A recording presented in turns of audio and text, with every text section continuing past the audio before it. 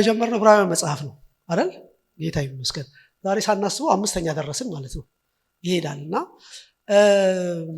የዕብራውያን መጽሐፍ ያው ከባድ መጽሐፍ ነው፣ ጠንካራ አይደል? ራሱ ጳውሎስ እንዳለው ጠንካራ ምግብ መመገብ አትችሉም ነበር እንዳለው ዕብራውያን ጠንካራ መጽሐፍ ነው።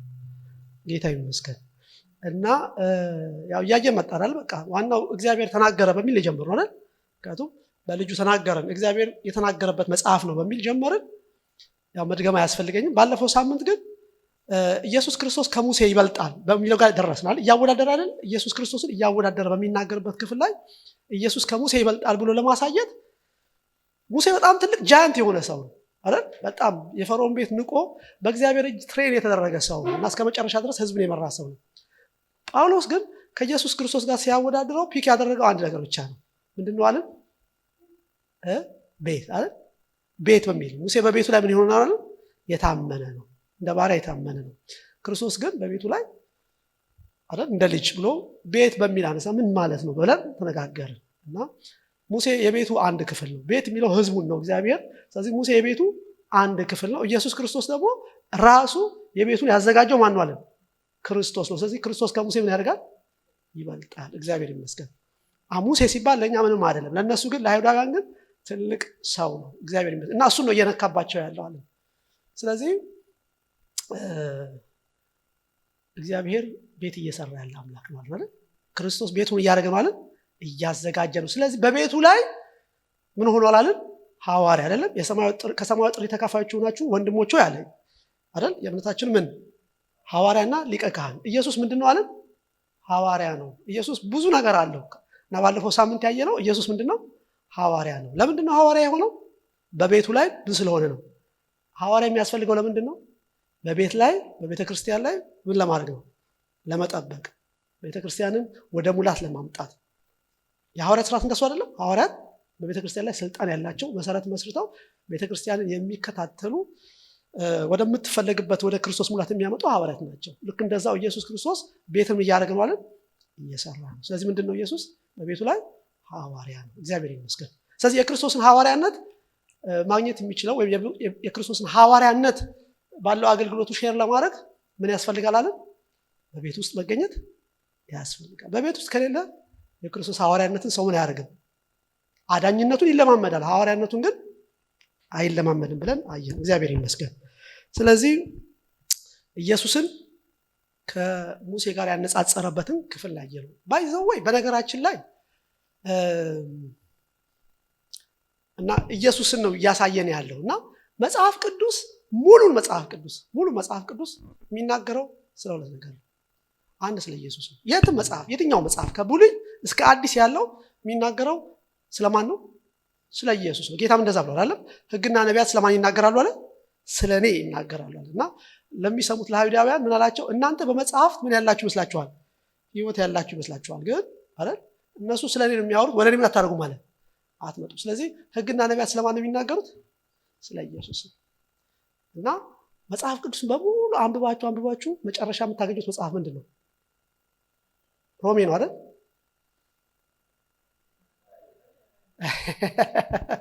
እንትን እንድትሉ ብዬ ነው ነቃ እንድትሉ ነው። እና ራእይ ነው የምናገኘው። እና መጽሐፍ ቅዱስ ታሪክ ሁሉ ተዘግቶ ሁሉ ነገር ተዘግቶ መጨረሻ ላይ የምታገኙት ሁለት ነገር ነው፣ ሙሽሪትንና ኢየሱስን። ቤት በአዲሱ ሰማይና በአዲሱ ምድር። እና ይሄ ሁሉ የሚሆነው ታሪክ ለምንድን ነው ሲባል ለእነዚህ ሁለት ጉዳይ ነው፣ ለኢየሱስ እና ቤተክርስቲያንን ነው የምናገኘው። እግዚአብሔር ይመስገን። ስለዚህ ይሄ ሁሉ ፕሮሰስ የዛ ውጤት ነው፣ መጨረሻው እሱ ነው የሚሆነው። ስለዚህ የትኛውም መጽሐፍ ቅዱስ ክፍል የሚያወራው ወይ ስለ ኢየሱስ ነው ወይ ስለማን ነው? ስለ ቤተክርስቲያን ነው። ስለ ኢየሱስ የምናቅ ይመስለናል፣ ስለ ቤተክርስቲያን የምናቅ ይመስለናል። ግን በዚህ እውነት እግዚአብሔር እያሳደገ ነው የሚሄደው አይደል?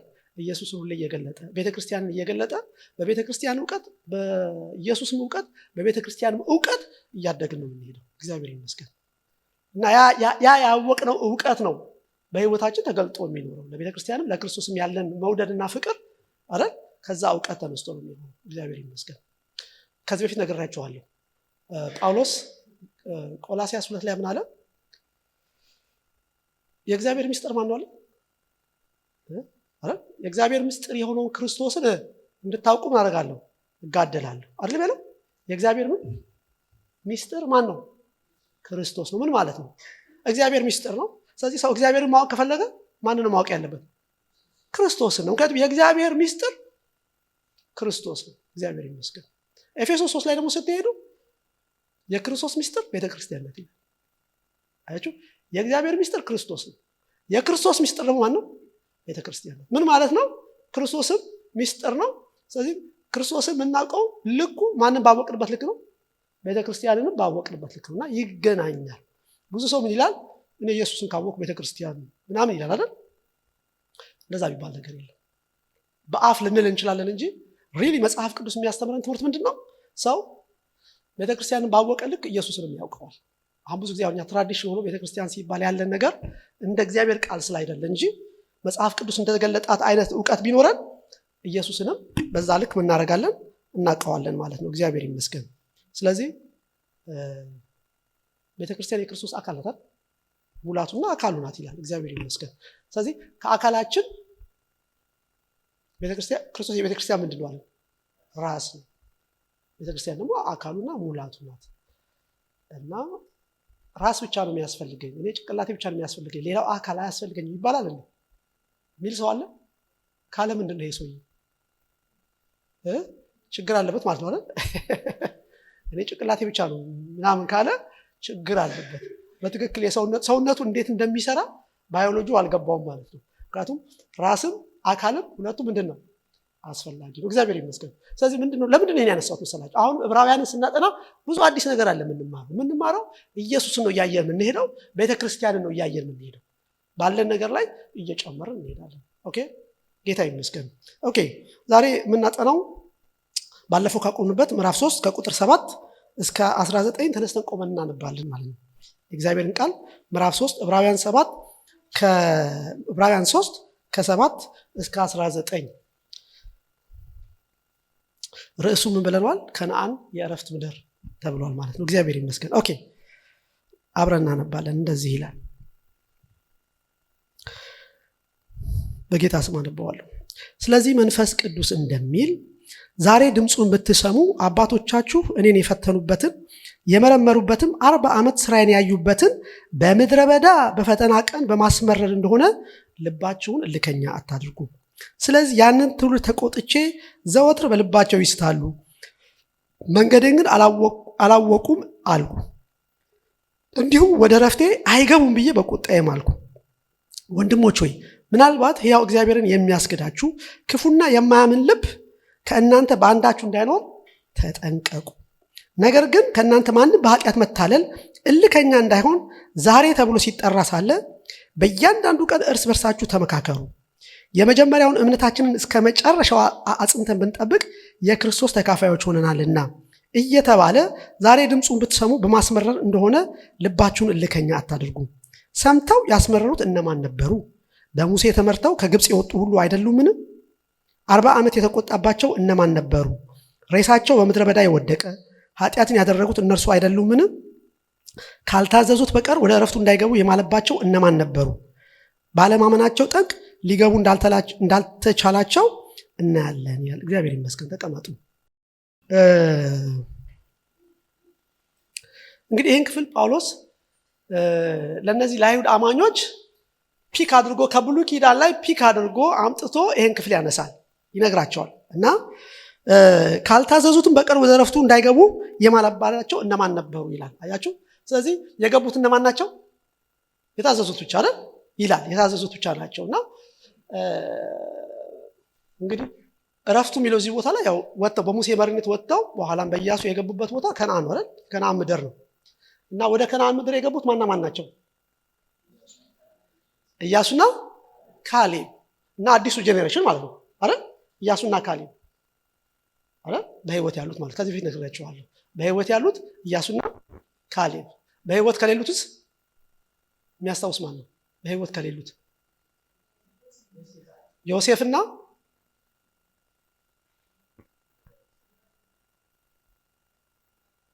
ዮሴፍና ያዕቆብ ሬሳቸው ምን ሆኗል? ገብተዋል። ለምንድን ነው እንደዛ የሆነው? ዝም ብሎ አጋጣሚ ስለሆነ አይደለም። ኦኬ። ምክንያቱም በጌታ መምጣት ጊዜ አይደል በህይወት ያሉት እንደሚነጠቁ ሁሉ በሞት ያሉትም ተነስተው ምን ያደርጋሉ አይደል አብረን እንደምንሄድ ሁለቱንም። ስለዚህ ሞትን ማለት አለቀ ማለት አይደለም። እግዚአብሔር ይመስገን የሚቀጥል ማአት ነገር አለ ማለት ነው አይደል። ብዙ ጊዜ ሰው ሞት ሲያልቅ ያበቃ ይመስለዋል። እንዲያውም ከዛ ብዙ ነገር ይጀምራል። እግዚአብሔር ይመስገን። ስለዚህ ይህንን ክፍል ጳውሎስ የተናገረበት ባይዘው ማስጠንቀቂያም አለው አይደል። ተጠንቀቁ የሚል ቃል አለ ያስጠነቅቃቸዋል። እና በዕብራውያን መጽሐፍ ላይ 5 ጊዜ ማስጠንቀቂያዎች አሉ። 5 ማስጠንቀቂያዎች አሉ። እነሱን ምዕራፍ 6 ላይ ስንደርስ ምክንያቱም ብዙ ጊዜ ያው ሰው የሚቸገርበት ክፍል ስለሆነ ምዕራፍ 6 ላይ ስንደርስ አንድ ላይ ባክግራውንዱን ስናገኘው የክፍሉን ባክግራውንድ ለብቻው ስናየው የሚሰጠው ትርጉም ሌላ ነው። ከክፍሉ ባክግራውንድ ጋር ግን ስናየው ምን ማለት እንደሆነ አብረን ሰብስበን ለማየት እንሞክራለን። ምክንያቱም 5 ማስጠንቀቂያዎች ዕብራውያን መጽሐፍ ላይ አሉ። ራእይ ላይ ደግሞ አይደል ለሰባቱም ቸርች የተሰጡ 7 ማስጠንቀቂያዎች አሉና እነሱን እናያለን። ግን ጳውሎስ ይሄን ክፍል ለምንድን ነው ያነሳው የሚለውን ባክግራውንዱን አንድ ክፍል ወስጄ ትንሽ ላሳያችሁ። ኦኬ እዚህ ላይ አልጻፍኩትም። ዘዳግም ምዕራፍ 1 ላይ ኩርስ ገብተን ዘዳግም ምዕራፍ 1 ላይ አንዳንድ ቃል ላምብላችሁ። ዘዳግም ኦሪት ዘዳግም ምዕራፍ 1 መጀመሪያ ቁጥር 2 እናነብና ከዛ ከቁጥር 19 በኋላ ያለውን አነባለሁ። መጽሐፍ ቅዱስ ያዛችሁ አውጥታችሁ ማንበብ ትችላላችሁ። ከኔ ጋር አለ እዚህ ላይ አውጥቻለሁ አላወጣሁትም? የለም። ኦኬ አገኛችሁት? ዘዳግም ምዕራፍ 1 ቁጥር 2 አሁን በደንብ ስሙ የሚለውን ይሄ አሁን ያነበብኩላችሁን ክፍል ባክግራውንዱ እንድታገኙት ማለት ነው። ኦኬ እንደዚህ ይላል ቁጥር 2 በሴይር ተራራ መንገድ ከኮሬብ እስከ ቃዴስ በርኔ ድረስ የ11 ቀን መንገድ ነው። በ40ኛው ዓመት በ11ኛው ወር ከወሩም በመጀመሪያው ቀን ሙሴ በሐሴቦን ተቀምጦ የነበረውን የአሞራውያንን ንጉሥ ሴዎንን በአስታሮትና በኤድራይ ተቀምጦ የነበረውን የባሳንን ንጉሥ ሐግን መታ ይላል። እሱ ልቶ የምፈልገው ቃል ይሄ ነው። በመጀመሪያ በሴይር ተራራ መንገድ ከኮሬብ እስከ ቃዴስ በርኔ ድረስ የስንት ቀን መንገድ ነው? 11 ቀን ነው። ቃዴስ በርኔ ማለት ወደ ረፍቱ ምድር መግቢያው በር ማለት ነው። እዛ ከደረሱ ገቡ ማለት ነው። እና ስንት ቀን የሚያስፈልገው? 11 ቀን የሚያስፈልገው። ታዲያ 40 ዓመት ይፈጅባቸው። የ11 ቀን መንገድ ስንት ቀን ፈጀባቸው?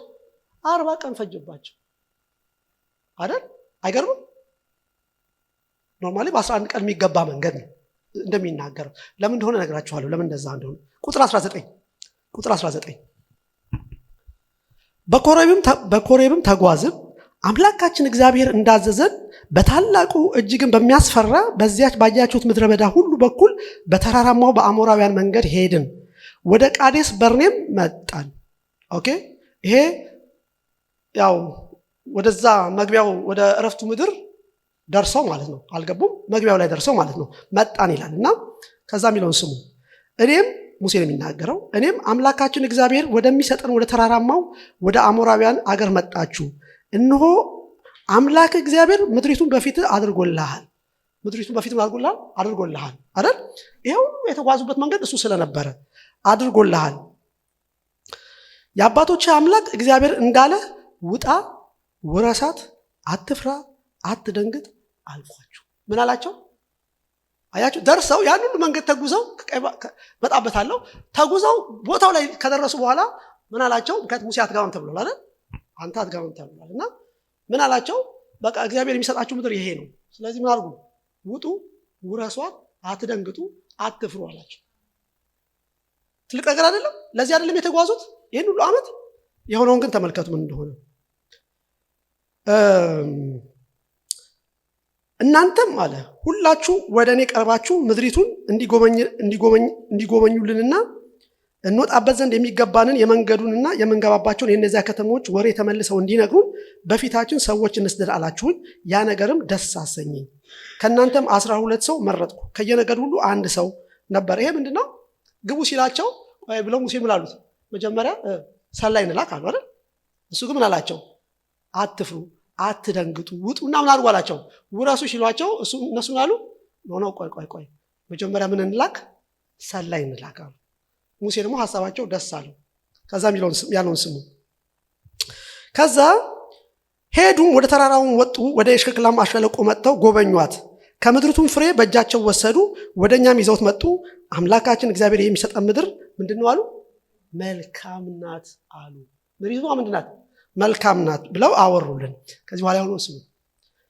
በአምላካችሁም በእግዚአብሔር ትእዛዝ ላይ አመጻችሁ እንጂ አይደል ወደ እርሷ መውጣት እምቢ አላችሁ። አሁን አመፁ ምንድን ነው? አመፁ ምንድን ነው? ውጡና ውረሱ ሲባሉ ኖ ምን እናድርግ ስላሉ፣ ሰላይ እንላክ ስላሉ በእግዚአብሔር ላይ ምን አደረጉ? አመፁ። ከዛ የሚለውን ስሙ። እንጂ ወደ እርሷም መውጣት እምቢ አላችሁ፣ በድንኳናችሁም ውስጥ እንዲህ ያላችሁ አጉረመረማችሁ። እግዚአብሔር ስለጠላን እንዲያጠፋን በአሞራውያን እጅ አሳልፎ ይሰጠን ዘንድ ከግብፅ ምድር አወጣን። ወዴት እንወጣለን? ህዝቡ ብዙ ነው፣ ቁመቱ ከኛ ይረዝማል። ከተሞቹም ታላላቆች የተመሸጉ እስከ ሰማይም የደረሱ ናቸው። የዔናቅንም ልጆች ደግሞ በዚህ አየናቸው ብለው ወንድሞቻችንን ልባችንን አስፈሩት። አሁን አደረጉ? ቤታቸው ገብተው እግዚአብሔርን አሙት አይደል? እግዚአብሔርን አሙት። ያዳናቸውን እግዚአብሔር 40 ዓመት የመራቸውን እግዚአብሔርን አሙት። ምን ብለው? ቢጠላን ነው ሊያጠፋን ነው ብለው እና ያዩት ነገር ልባቸውን ራደው። ግን ከዛ ባለፈ ነገር እኮ አልፎ መጥተዋል አይደል? እና እዚህ ቦታ ላይ ደርሶ ኢንቫይሮንመንታቸውን አይተው ፈሩ፣ ደነገጡ እና እግዚአብሔርን አረጉት፣ አሙት። በድንኳናቸው ነው ማለት ነው። እኔም አልኳችሁ አትደንግጡ፣ ከእነርሱም አትፍሩ። በፊታችሁ አሁን የሚላቸውን ስሙ። አትደንግጡ፣ ከእነርሱም አትፍሩ። በፊታችሁ የሚሄደው አምላካችሁ እግዚአብሔር እናንተ ስታዩ በግብፅና በምድረ በዳ እንዳደረገላችሁ ሁሉ ስለ እናንተ ይዋጋል። ወደዚህም ስፍራ እስክትመጡ ድረስ በሄዳችሁበት መንገድ ሁሉ የሰውን ልጅ እንዲሸከም አምላክ እግዚአብሔር እንደተሸከመ አንተ አይተሃል። አያችሁ? ያንን ሁሉ መንገድ የመጡት በራሳቸው አይደለም። እግዚአብሔር ምን አድርጓቸው ነው? ተሸክሟቸው ነው። ተሸክሞ አይተሃል። ዳሩ ግን ለሰፈራችሁ የሚገባውን ስፍራ እንዲፈልግላችሁ ትሄዱበት ዘንድ የሚገባውን መንገድ እንዲያሳያችሁ ሌሊት በእሳት ቀን በደመና በፊታችሁ በመንገድ ሲሄድ የነበረውን አምላካችሁን እግዚአብሔር በዚህ ነገር አላመናችሁትም። እና ሰላይ ለምን ያስፈልጋችኋል? ማለት ሰላይ ለምን ያደርግላችሁ? እግዚአብሔር አለ አይደለም ወይ? ቀንና ሌሊት ሲመራችሁ የነበረው እግዚአብሔር፣ ይህን ሁሉ የተሸከማችሁን እግዚአብሔር እሱ አለ አይደለም ወይ? ለምንድን ነው ሰላይ ያስፈልጋችሁ ብሎ ሙሴ ጠይቃቸዋል። ከዛ ቁጥር 34 እግዚአብሔርም የቃላችሁን ድምፅ ሰምቶ ምን አደረገ? ተቆጣ። ቅድም ያነበብነው ክፍል ይላችኋል። የተቆጣባቸው እነማን ናቸው ብሎ አልጠየቅም ጳውሎስ። እዚህ ጋር መጣና እግዚአብሔር ምን አደረገ ይላል? ተቆጣ። ለአባቶቻችሁ እሰጣት ዘንድ የማልኩላቸውን መልካሚቱ ምድር ከነዚህ ሰዎች ከዚህ ክፉ ትውልድ ማንም አያይም፣ ከዮፎኒ ልጅ ከካሌብ በቀር እርሱ ግን ያያታል። እግዚአብሔርን ፈጽሞ ተከትሏታልና የረገጣትን ምድር ለእርሱ ለልጆቹም እሰጣለሁ ብሎ ማለት። እግዚአብሔርም ደግሞ በእናንተ ምክንያት በእኔ ተቆጣ፣ እንዲህም አለ፣ አንተ ደግሞ ወደዚህ አትገባም። ሙሴ ነው የሚለው እንደዚህ፣ አንተ ደግሞ ወደዚህ አትገባም። በፊትህ የሚቆም የነዌ ልጅ ኢያሱ እርሱ ወደዚያ ይገባል። እርሱ የእስራኤል ልጆች ምድሪቱን ያወርሳልና አደፋፍረው። ደግሞ ለምርኮ ይሆናሉ ያላችኋቸው ሕፃናቶች ማለት እነዛ ሰዎች መጥተው ይገሉናል ምናምን ብለው ስላሉ ማለት ነው። ለምርኮ ይሆናሉ ያላችኋቸው ልጆቻቸው ማለት ነው። ሕፃናቶቹ ለምርኮ ይሆናሉ ያላችኋቸው ሕፃናቶቻችሁ ዛሬ መልካሙን ከክፉ መለየት የማይችሉ ልጆቻችሁ እነርሱ ወደዚያ ይገባሉ፣ ምድሪቱንም ለእነርሱ ሰጣለሁ፣ ይወርሷታል። እናንተ ግን ተመልሳችሁ በኤርትራ ባህር መንገድ ወደ ምድር ሄዳችሁ። አይገርምም? አያችሁ? አሁን ጳውሎስ ይሄን ታሪክ ነው እዚህ ጋር ያመጣው ቅድም ያነበብነው ክፍል ላይ። እና እግዚአብሔር ገብቷቸዋል። ያስመረሩት እነማን ናቸው? የተቆጣባቸው እነማን ናቸው? እንዳይገቡ የማለባቸው ማን ነው ሲል ይሄ ቦታ ነው። ይሄ ታሪክ ነው ማለት ያመጣውና የሆነ ታሪክ ምንድነው? እግዚአብሔር ነገር ሁሉ ያን ሁሉ መንገድ አሳልፏቸው እዚህ ቦታ ላይ ደርሶ ግቡ ሲላቸው አንገባም ሳለ ያሉት መጀመሪያ ሳላይ እንላካሉ እና በእግዚአብሔር ምን አላደረጉ? አልታመኑ። ስለዚህ ካልታዘዙት በስተቀር በእግዚአብሔር ያልታመኑትን ሰዎች እግዚአብሔር እንዳይገቡ ማለባቸው እና አልገቡም። ወደ መልካሚቱ ምድር አልገቡም። እነሱ ብቻ ሳይሆን ሙሴም አልገባም አይደል? ሙሴ አልገባም፣ አሮን አልገባም፣ እህቱም አልገባችም። እና የገባው አዲሱ ጄኔሬሽን ነው አይደል? እና ይሄ ምንድነው የሚያሳየን? ምንድነው አሁን ለኛ የሚጠቅመው ነገር ምንድነው? ይሄ ነገር የሚያሳየን የሚጠቅመው ነገር ምንድነው? አሁን እዚህ ጋር ወደ እረፍት የዛሬው ትምህርት ወደ እረፍት ስለሚገቡበት ምድር ነው የሚናገረው፣ እንዳይገቡ ይላል። የሚቀጥለው ጥናት ላይ ደግሞ የምናየው ምዕራፍ 4 ላይ ብታዩት የሰንበት እረፍት የሚል ነገር ያነሳል። እና አሁን ለኛ ሪሌቫንት የሆነ ነገር ለኛ የሚጠቅመው ነገር ይሄ ምንድነው? እንዴት ነው የምንተረጉመው ይሄን ሐሳብ? ኦኬ። ምክንያቱም ብሉይ ኪዳን ለአዲሱ ኪዳን ምንድነው? ጥላ ነው አይደል? ጥላ ነው። ማለት አያስፈልግም ማለት ሳይሆን አዲስ ኪዳን ብሉይ ኪዳን በአዲስ ኪዳን ይተረጎማል። ወይ ምን ማለት ነው? በሌላ አነጋገር ብሉይ ኪዳን ለአዲሱ ኪዳን ፎቶግራፍ ማለት ፎቶግራፍ ማለት ሪያል ያለው እውነተኛ ነገር ያለው በአዲሱ ኪዳን ነው። ለምሳሌ አንድ ሰው ሴት ቢያጭ ማለት ነው ሚስት ፈልጎ ከሀገር ቤት ፎቶ ይላክለታል አይደል? ቆንጆ ፎቶ ይላክለታል። ተነስታ ፎቶ ትልክለታለች። ስለዚህ ፎቶን ሲያይ የሚያየው ያው ልጅቷን ያህል አያይም። ፎቶዋን ያህል ግን ልጅቷ ናት ወይ? ፎቶ ልጅቷ ናት ወይ? አይደለም። እውነተኛዋ ልጅ አይደለችም። እሱ ፎቶ ነው። ከተወሰነ ጊዜ በኋላ ልጅቷ ትመጣለች። ስለዚህ አሁን እውነተኛዋ የሆነ ልጅ ስትመጣ ፎቶ ጥቅም የለውም ማለት ነው። በቃ ኦልሬዲ የሚፈልገው ነገር እንጂ ሚስቱን ትቶ የመጣችዋን ሴቲቱ ፎቶ ላይ ብቻ ሊቀመጥ ሰውዬው ደግሞ ችግር ነው አይደል? ሴትዮዋ ምን አይነት እብድ ላይ ነው ያጋቡኝ ብላ ነው የምትለው። ስለዚህ ብሉይ ኪዳንም እንደዛ ነው። ስለዚህ የብሉይ ኪዳን የተገለጠው እያንዳንዱ ሐሳብ በአዲስ ኪዳን በእኛ ህይወት ውስጥ ትርጉም አለው። እስራኤሎች የሄዱበት ታሪክ፣ እስራኤሎች ያደረጉት ነገር፣ አሁን ያነበብነው ክፍል ሁሉ እንኳን በአዲስ ኪዳን ምን አለው? ትርጉም አለው። እያንዳንዱ ነገር ትርጉም አለው። ለምሳሌ እዚህ ጋር አለ ስለ ፋሲካ ጽፈናል። ኦኬ፣ ለምሳሌ ፋሲካ አይደል? አሁን ፋሲካ በብሉይ ኪዳን እናውቃለን አይደል? ፋሲካ የምን በዓል ነው? በብሉይ ኪዳን ስንል ከግብፅ የወጡበት ነው አይደል? የሞት መልአክ እንዳያገኛቸው አይደል? አርደው በግ አርደው ደም ቀብተው ከሞት መልአክ ያመለጡበት ታሪክ ነው ፋሲካ። ጳውሎስ ግን እሱን ወሰደና ምን አለ? ፋሲካችን ማን አለ? ስለዚህ ፋሲካ ተብሎ የተባለው በብሉይ ኪዳን በአዲስ ኪዳን እውነተኛው ነገር ምንድነው ሲባል ያ ፋሲካ የሚያመለክተው ክርስቶስ አይደል? እግዚአብሔር ይመስገን ክርስቶስን ነው የሚያመለክተው። አንደኛ ቆሮንቶስ ምዕራፍ 10 ተመልከቱ ምን ጳውሎስ እንደጻፈው። አንደኛ ቆሮንቶስ ምዕራፍ 10 ይላል ሁሉም ሙሴን ይተባበሩ ዘንድ አለ የሚለው። ሁሉም ሙሴን ይተባበሩ ዘንድ በደመናና በባህር ምን አደረጉ? ተጠመቁ አይደል? አሁን በብሉይ ኪዳን ያ ታሪክ ላይ ዘጸአት ላይ ሄዳችሁ ስታዩት ተጠመቁ የሚል ቃል አለበት? የለበትም። ምንድነው የሆነው? ቀይ ባህርን የተሻገሩት አይደል? ቀይ ባህርን ምን ይለዋል እዚህ ጋር በአዲሱ ኪዳን ትርጉሙ ምንድነው ሲባል ጥምቀት ነው። ከአሮጌው ዓለም ሰው ተለይቶ አይደል ወደ አዲሱ ዓለም ሲገባ ያንን ውሃ አልፎ ይመጣል የሚል ትርጉም ሲሰጠው ታያላችሁ። ስለዚህ መጠመቅ አሮጌውን ከአዲስ ምን ያደርጋል የሚለይ ታሪክ ነው ብሎ ትርጉሙ ምን እንደሆነ ይነግረናል።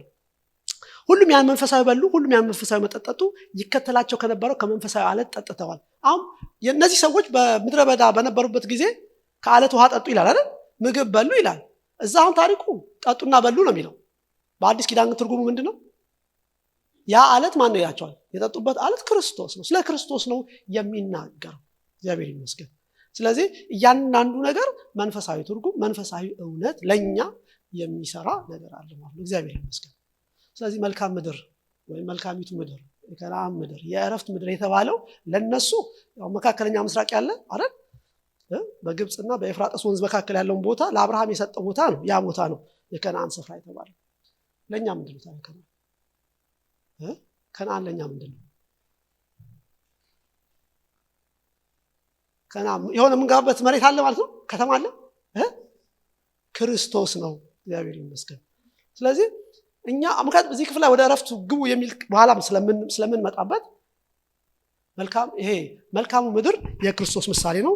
እሱን ዛሬ ለማየት እንሞክራለን ማለት ነው። ጌታ እንደረዳን መጠን ፈጠን ለማለት እሞክራለሁ። ኦኬ እስራኤል በባርነት በነበረ ጊዜ ማለት ነው፣ በግብፅ በባርነት ታሪኩን ስለምታውቁት በባርነት በነበረ ጊዜ አይደል? ለስንት ዓመት ባርነት የነበሩት? ገና ለ400 ዓመት በጨለማ በባርነትና በሞት በስቃይ የነበረው ህዝብ እግዚአብሔር እንትናቸውን ሰምቼ ወረድኩ አይደል? ከዛ ሙሴን ጠራው። ሙሴን አገኘውና እነዚህ ሰዎች በዛ በቁጥቋጦ የሆነውን ታሪክ ትዝ ይላችኋል። እሱን ክፍል አሁን እናያለን። እና ስለዚህ እግዚአብሔር መጥቶ እነዚህን ህዝብ ሲያወጣ ዓላማው ምንድን ነው ሲባል ዓላማው አንድ ነው አይደል?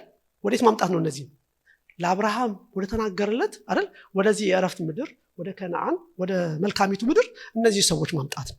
እግዚአብሔር ይመስገን። ግን ከግብፅ አውጥቶ በአንድ ቀን ማለት ነው፣ በአንድ ቀን ወደ ምን አላመጣቸው? ወደ ከነዓን አላመጣቸው። ኖርማሊ 11 ቀን ነበር። እንዲያውም በ11 ቀን አላመጣቸው። መንገዱ የ11 ቀን ስለሆነ ያኔ ያው ባስ የለም፣ መኪና የለም፣ ኡበር ምናምን የሚባል ነገር የለም። በእግር ነው የሚካሄደው ያ ሁሉ ህዝብ የሚሄደው። እና በ11 ቀን የሚካሄደው መንገድ እግዚአብሔር 40 ዓመት ነው የፈጀበት መንገድ። ለምንድን ነው ሲባል አንደኛ ክፍሉ ላይ ያሳያቸዋል። አሁን እግዚአብሔር እነዚህ ሰዎች ከግብፅ አውጥቶ ከነዓን ለመውሰድ 3 መንገዶችን የተጠቀሙ፣ በ3 ቦታ ነው የወሰዳቸው ምክንያት ስላለው ማለት ነው። ስለዚህ 11 ቀን የሚፈጀው መንገድ ለምንድን ነው 40 ቀን የወሰደው ሲባል ኖርማሊ 11 ቀን በጣም ቅርብ ነው አይደል? በጣም ቅርብ ቀን ነው፣ የሚደረስበት ነገር ነው፣ በጣም አያስቸግርም። ራመድ ሄድ ብሎ ብዙ ሳይደክም ሰው መድረስ የሚችልበት ነገር ነው። ችግሩ ምንድን ነው? በእግዚአብሔር አይን ነገሩ ሲታይ ቀላል ነው። 11 ቀን በቂ ነው። ኦኬ። በሰዎቹ አይን ሲታይ ግን ሰዎቹ ብዙ ከህይወታቸው መውጣትና መቆረጥ ያለበት ብዙ አስቸጋሪ ነገር አለ ባህሪያቸው። ለዛ ነገር ፊት የማያደርግ ብዙ ነገር አለ። ስለዚህ በዚህ ውስጥ እግዚአብሔር አሳልፎ ምን ያደርጋቸው ነበር? የሚሰራው ነገር ይሰራል። እኛ ጋርም እኮ እንደዛ ነው አይደል? እንደዛ አይደለም? አሁን ስለ ክርስቶስ ስንማር ትዝ ይላችኋል ቆላስይስ አይደል? የክብር ተስፋ ያለው ኢየሱስ የት ነው ያለው? እኛ ውስጥ ነው ያለው አይደለም? ኋላኛው አዳም ህይወትን የሚሰጥ መንፈስ ሆነ ይላል የእግዚአብሔር ቃል። መንፈስ ሆኖ ጌታ ስንቀበል እኮ ገብቷል ጌታ ውስጣችን አይደል? ማደሪያው አድርጎናል። እና ጌታ ሩቅ ነው እንዴ? አይደለም፣ ቅርብ ነው። ጌታ ቅርብ ነው። ግን እንደ ቅርብነቱ ደግሞ እኛ ህይወታችን በጣም ብዙ አይደል እንትን አይደለም። መንገዳችን ከክርስቶስ ጋር አይደለም። ብዙ መንገዳችን ከክርስቶስ ጋር አይደለም። ስለዚህ መንገዱ ረጅም ነው። ለምን ሲባል የኛ ባህሪ አይደል? ይሄ የወደቀ ማንነት የወደቀ ባህሪያችን ብዙ የሚሰራ ነገር አለን አይደል? አለ የለም? አለን። ስለዚህ እግዚአብሔር በተለያየ መንገድ እያሳለፈ ወደ ምን ያመጣናል? ወደሚፈልገው ነገር ያመጣናል እንጂ ከግብፅ መውጣት የአንድ ቀን ጉዳይ ነው። የአንድ ቀን ጉዳይ ነው። ግብፅ በአንድ ቀን ነው የለቀቁት ሰዎቹ። መዳንም እንደዛ ነው። ቅጽበታዊ መዳን ቅጽበታዊ። ከዳንም በኋላ ያለው ኑሮ ግን እስከ ስንት ጊዜ ነው? እድሜ ልክ ነው። እግዚአብሔር እድሜ ልክ ነው እየሰራ ነው የሚሄደው እና በአንድ ቀን ወጥቶ በአንድ ቀን የሆነ ነገር ላይ የሚደርሰው የለም። እንደዛ የሚባል ነገር የለም። የፈለገ ነገር ቢደረግላችሁ፣ እጅ ቢጫንባችሁ፣ የሆነ ነገር ብትደረጉ እንደዛ የሚባል ነገር የለም። ክርስትና መዳን የአንድ ቀን ጉዳይ ነው። በህይወት ያለን ነገር ግን እድሜ ልካችን የምንሰራ ሰዎች ነን። እግዚአብሔር ይመስገን። አሁን እግዚአብሔር ሙሴን ሲጠራው ዘጸአት 3 ላይ የተናገራቸውን 3 ነገሮች ወስጄ ላሳያችሁ። ዘጸአት ምዕራፍ 3 ምዕራፉን ስለምታውቁት እግዚአብሔር ተገልጦ ከሙሴ ጋር ያደረገው ንግግርና እግዚአብሔር የሰጠው ተልእኮ ነው። ህዝቡን እንዲያወጣ ተልእኮ ሲሰጠው ምን ብሎ እንደሰጠው ተመልከቱ። መጀመሪያ ቁጥር 18 ተመልከቱ። ምዕራፍ 3 ቁጥር 18 እንደዚህ ይላል፣ እነርሱም ቃልህን ይሰማሉ።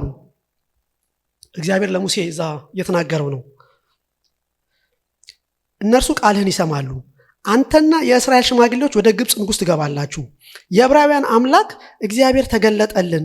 አሁን ለአምላካችን ለእግዚአብሔር እንሰዋ ዘንድ የ3 ቀን መንገድ በምድረ በዳ እንሂድ ትሉታላችሁ። የት እንሂድ? የ3 ቀን መንገድ በምድረ በዳ እንሂድ ትሉታላችሁ ይላል። እግዚአብሔር ይመስገን። ስለዚህ እግዚአብሔር እነዚህ ሰዎች ወደ መልካሚቱ ምድር ወደ ራሱ ሐሳብ ወደ እግዚአብሔር ወዳሰበላቸው ነገር ለማስገባት ሲያስብ መጀመሪያ የሄደው ስቴፕ ምንድነው? ሰዎቹን አውጥቶ ወዴት ነው ያመጣቸው? ወደ ምድረ በዳ ነው ያመጣቸው። ከግብፅ ከፈርዖን አውጥቶ ወደ ምድረ በዳ ነው ያመጣቸው። እና ወደ ምድረ በዳ ሲመጡ ዝም ብሎ አይደለም የመጡት። ፋሲካ በግ ታርዶ አይደለም እንዴ? ፋሲካ በጉ ታርዶ ከዛስ ቀይ ባህርን አልፈው ተጠምቀው ነው ወደ ምድረ በዳ የመጡት። እግዚአብሔር ይመስገን። ስለዚህ እግዚአብሔር ምንድን ያደረገው? እንዲያመልኩኝ ነው እንዲያገለግሉኝ ነው የሚለው አይደል? የ3 ቀን መንገድ ምድረ በዳ እግዚአብሔርን ተገለጠ። አሁን ለአምላካችን ለእግዚአብሔር ምን እናደርግ ዘንድ? እንሰዋ ዘንድ። ሌላ ቦታ እንዲያውም እንዲያገለግለኝ ህዝብን ሊቀቅል ያለው አይደል ለፈርዖን። ስለዚህ እግዚአብሔር ምንድን ያደረገው? ከተያዙበት ቀንበር ከባርነት ከፈርዖን ባርነት እነዚህ ሰዎች ለይቶ ያገለግሉት ዘንድ የት አስቀመጣቸው? ምድረ በዳ አስቀመጣቸው። ይሄ የመጀመሪያው ስቴፕ ነው። ስለዚህ በዚህ ኮንቴክስት ምድረ በዳ የሚለው ሐሳብ ምንድነው? ሰዎች ከዓለም ከሆነ ነገር ተለይተው አይደል እግዚአብሔርን ለማገልገል የሚመጡበት የመጀመሪያው ቦታ ነው። እግዚአብሔር ይመስገን። እንደዛ አይደለም? ሰው መጀመሪያ ጌታን ሲቀበል አይደል ብዙ የዓለም ነገር የለመደው ነገር ነው ያደርገዋል። እግዚአብሔር ያስተውና እሱ ብቻውን እግዚአብሔርን ሊያገለግልበት ወይም ሊያመልክበት ወደሚችል ነገር ያመጣዋል ማለት ነው። የመጀመሪያው ስቴፕ ይሄ ነው። ስለዚህ ለሙሴ እግዚአብሔር እዛው ክፍል ላይ የተናገረው መጀመሪያ ምድረ በዳ እንደሆነ ትመለከታላችሁ። ከዛ ቁጥር 12 ላይ ደግሞ ተመልከቱ። 3:12 ላይ ዘጸአት 3:12 ላይ ሁለተኛው እርሱም በእውነት እኔ ካንተ ጋር ሆናለሁ፣ እኔም እንደላኩ ምልክት ይህ ነው። ህዝብን ከግብፅ ባወጣ ጊዜ በዚያ ተራራ ላይ ለእግዚአብሔር ምን ትሆናላችሁ? ትገዛላችሁ አለ። ስለዚህ መጀመሪያው እግዚአብሔር ያመጣቸው ወደ ተራራ ነው፣ ወደ ምድረ በዳ ነው። ወደ ምድረ በዳ ነው ያመጣቸው። የሚቀጥለው ስቴፕ ወዴት ወሰዳቸው?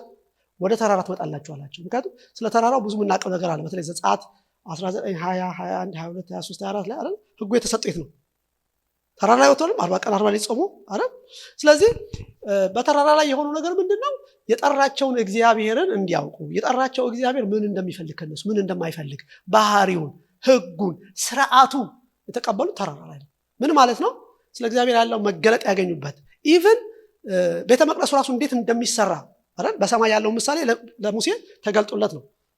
በሰማይ እንዳየኸው አይነት ምሳሌ ቤተ መቅደስም አድርገናል ወይ መገናኛውን እንኳን ስራ አለ።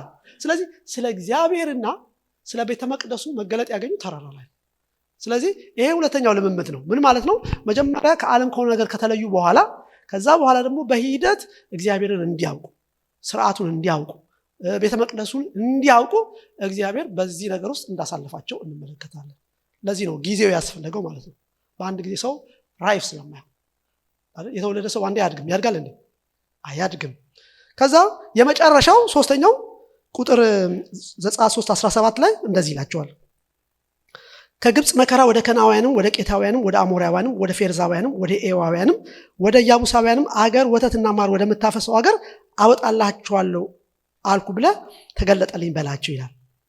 አሁን ይሄ ስለ መልካሙ ምድር የሚናገረው የመጨረሻው ስቴፕ ግቡ ጎሉ እዚህ መግባት ነው። እና ይሄኛውን ጥቅስ ራሱን ማለት ነው። ይሄን ጥቅስ ዘዳግም 8 ጥሩ አድርጎ ስለገለጠው ጽፌ ከሆነ አላውቅም ዶክተር ጽፌውን እዚህ ጋር የአገላለጹን ተመልከቱት። የሚገቡበትን ምድር ሲናገር ዘዳግም 8 ምን ብሎ እንዳስቀመጠው አምላክህ እግዚአብሔር ወደ መልካም ምድር ይልና ከሸለቆና ከኮረብታ የሚመነጭ የውሃ ጅረቶችና ፈሳሾች ምንጮች ወዳሉባት ምን ወዳሉባት